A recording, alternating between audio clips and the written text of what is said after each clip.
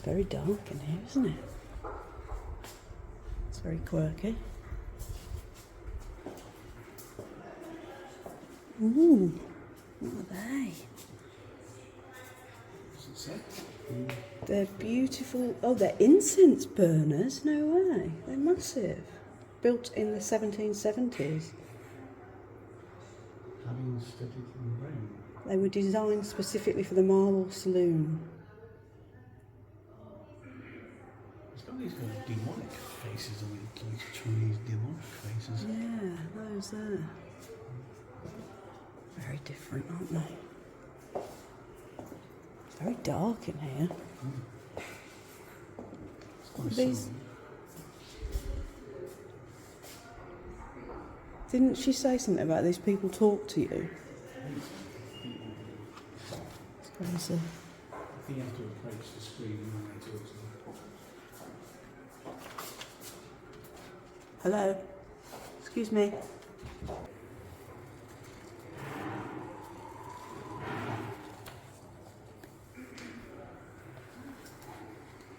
Well, you took your time, I must say. Never mind. Before I answer your question, an introduction.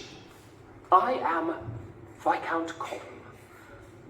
I'm not afraid to blow my own trumpet, so you should know that the extraordinary gardens that surround this house were my idea. Stowe's story really is quite something. It's a tale of creativity and inspiration. I can tell you some of what happened here during my time, and in the time of those that followed me.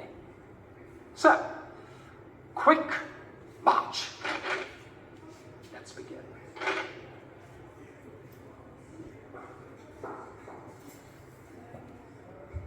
You've got to wait for it to light up. There you go. When I inherited this estate, it looked very different. For me to create the gardens that you see today, and to begin turning our grand house into a palace, took buckets of money. So it's just as well that I started earning very early. When I was a boy, my father owned a lot of land, but unfortunately, he also had a great deal of debt. He owed people money. It was clear to me that, just like a character in a fairy tale, I would have to go out and make my own way in the world. At 9 years of age, I joined the army. That's right, 9. 9? Best thing I ever did. By 14, I'd been promoted to captain, and I never looked back. Across Europe for more than 30 years, I fought in battle after battle with success after success. Promotions came thick and fast, and as was the tradition of the time, if we captured treasure, then some of it was rightfully mine. In Britain, I became a famous politician, a member of Parliament, and did a number of important jobs for the government that paid very nicely. However, not nicely enough to pay for my grand vision for Stowe. Fortunately, I had the foresight to marry Anne Halsey, a woman of great virtue, and, more importantly, tremendous wealth. Armed with my own income and my wife's money, I set about making Stowe what it is today. So there you have it. Viscount Cobham's 3-point plan for financial success. Politics, war, and wives. Just don't mix them up.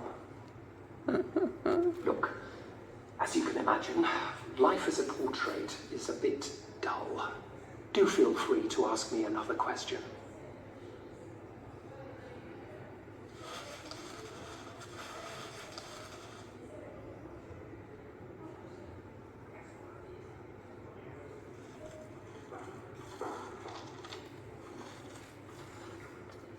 I was always a man with a lot to say. As a politician, it was part of the job. I had things I believed in passionately. Now, rather than bore the socks off people by writing books or making dull speeches, I did something different. I let my gardens do some of the talking. Let me explain. When I started creating them, the gardens were all about showing off. But then I had a brainwave. I could use them to show visitors my political beliefs. So what did my gardens tell them? Well, look at the temples and statues. They might be from ancient Rome or Greece. And that's the clue. You see, it was Greece in particular that inspired me. The birthplace of democracy. Although I was loyal to King George I, I didn't think kings should have too much power. I believed, just like ancient Greece, that the country should be run by politicians elected by the people. As long as those people were Protestant, over the age of 21, owned land, and weren't women. All right, it wasn't perfect, but at the time, democracy was still a fairly new idea in Britain. We had to start somewhere. I recruited an army of gardeners, artists, and architects to create my vision, the best of our generation. William Kent gave us the Temple of British Worthies and the Temple of Ancient Virtue, while a young man called Capability Brown directed his talents at the Grecian Valley. For decades, inspired by ancient cultures and civilizations, Stowe was a whirlwind of creativity.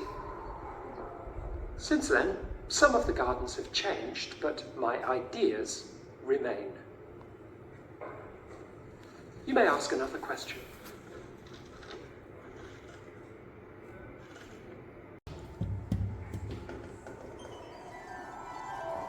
Why did you do that? Thank you. Being a portrait is harder work than you might think. I am Lady Anna Eliza Bridges. I was the wife of the first Duke of Buckingham and Chandos and mother of the second Duke, two of Stowe's owners. If you've never heard of the Dukes, there are two things you need to know. First, they were men who appreciated beauty, art, creativity.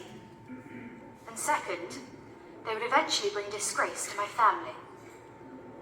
Allow me to answer your first question.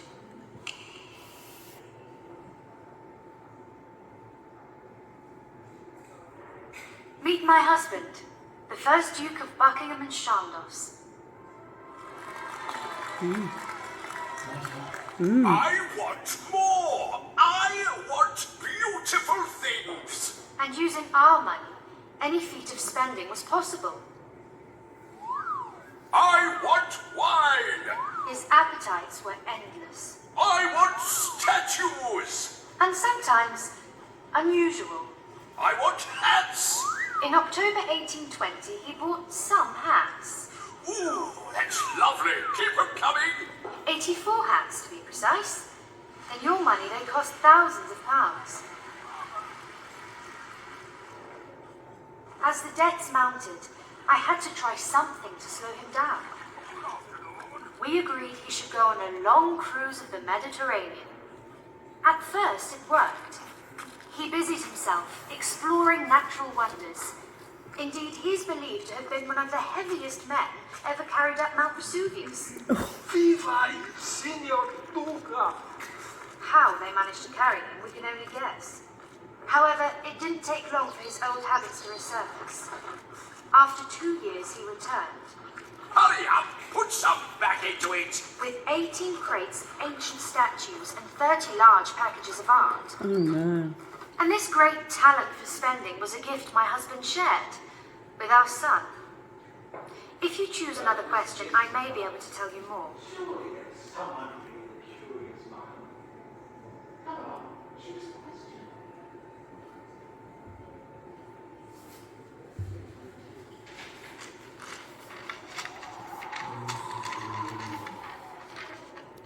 Everyone loves a royal visit, don't they?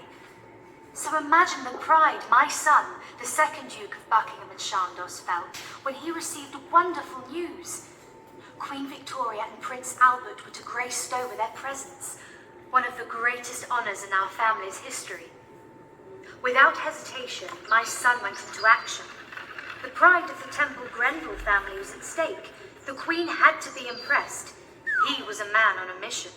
Charge!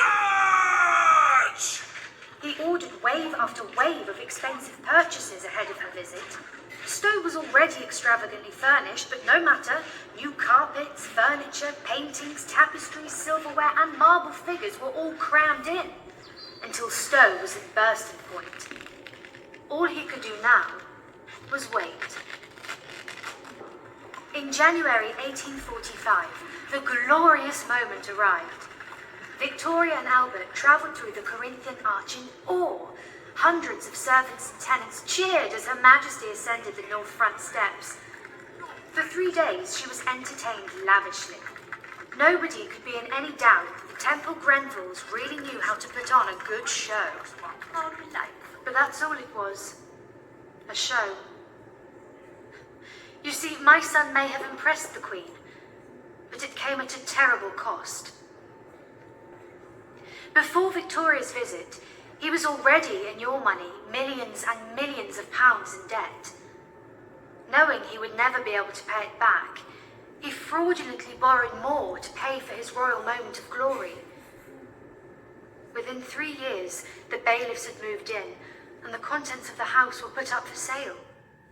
The family was in disgrace.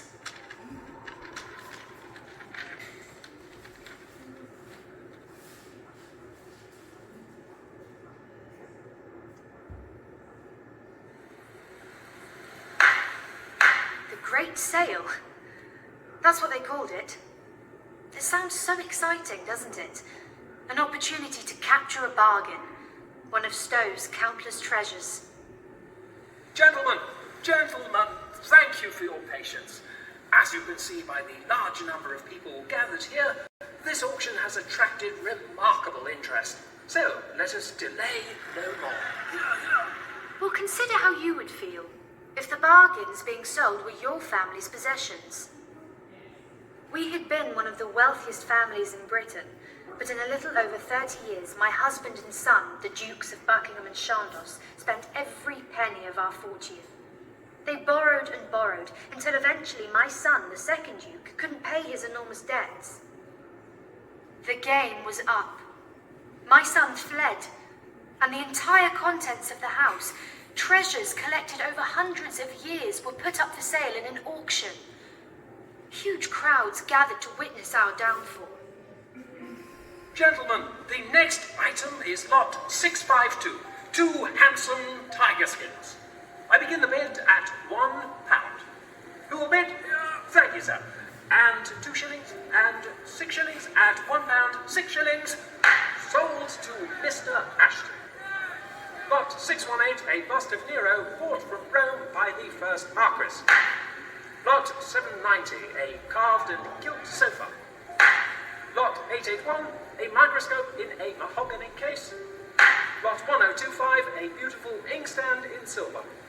Lot 1952, a pair of crimson silk bell balls. So, The great sale went on for 40 days. By the end, almost nothing was left. A once great house had, through my husband and son's greed, become an empty shell. Oh, look, they've got little dressing up clothes for the children. Mirror there. Hello. Nice paintings. Paintings, like 3D paintings.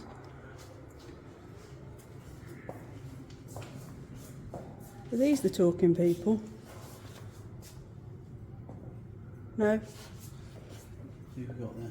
I don't know who they are.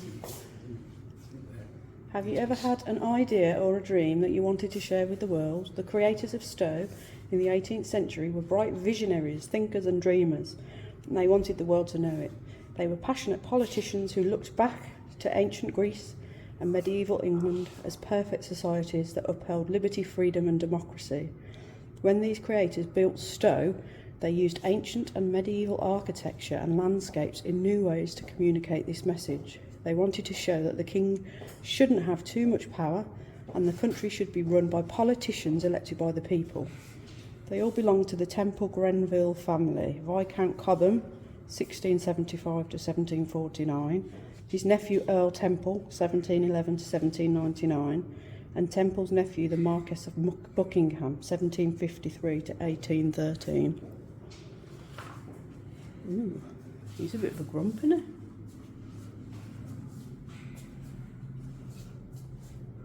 Ancient Egypt. Little video there. It's good to know.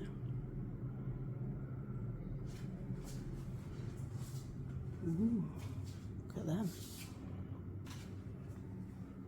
Lots of archaeology bits.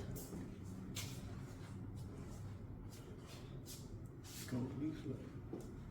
Is it real gold? Not sure, actually. Looks real gold, doesn't it? Hmm.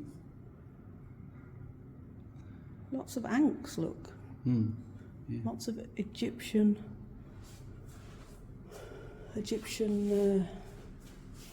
symbols. Must have really liked. This is nice ball.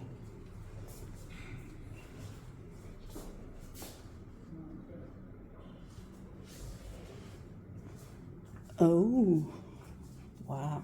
It's all etched. Oh, it's all etched with Stowe on it. Can we buy one? What a great souvenir that would be. Too hardly can't guess it. I know. What does it say on it? 1990. This glass etched bowl. Oh, this is the pupil between 1925 and 1930 that designed it. She was telling us about. Oh.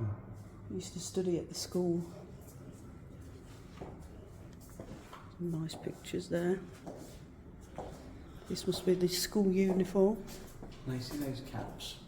I had to Yes. wear one of those as a first year at school. And you got bullied, I know, you told me. Well, everybody gets bullied to the first year at school.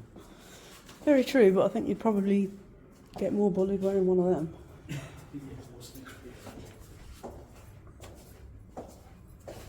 A bit brighter in here.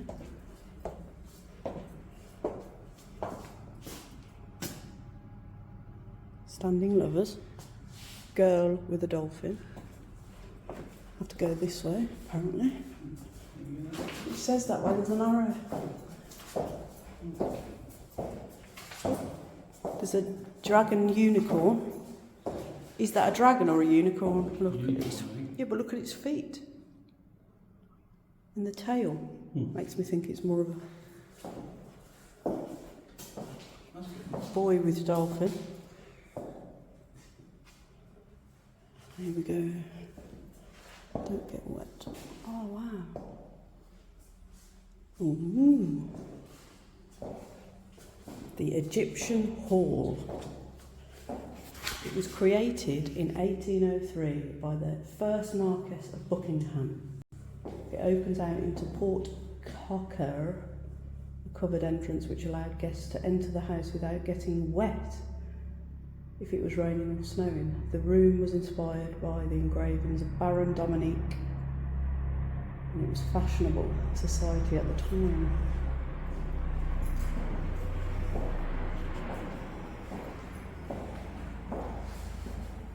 Oh, look at the scene. Aren't you meant to go up the stairs? Or not yet? I just want to see these sculptures here and paintings. The Beatles? Yeah, John Paul, George and Ringo. The Beatles. Trying to figure out who's who.